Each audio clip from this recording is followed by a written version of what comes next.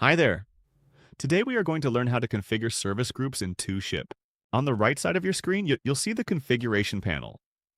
Here you have a few options, including setting up your own service groups. This comes in handy if you have your own store connection and want to see rates when a customer checks out. To get started, click on Service Groups. Open it and you'll land on the Service Group Setup page. Service groups help you filter the rates that show up based on how you set things here. Click Add to start a new group. Now you can begin setting up your service group. You'll see a few options for setup. First, give your group a name. For example, call it Cheapest Service or Express, depending on what you need.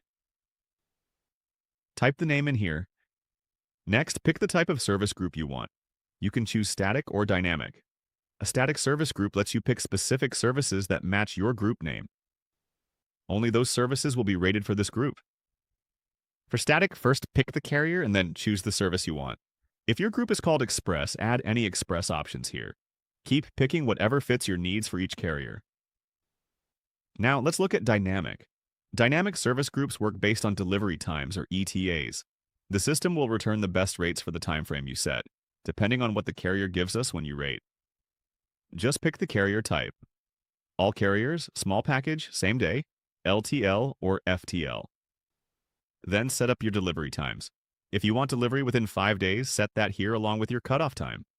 You can also make the group work for international or domestic services.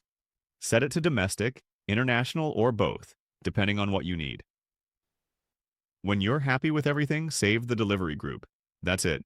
Your group is ready.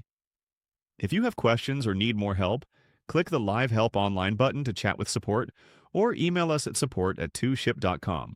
Thanks for watching.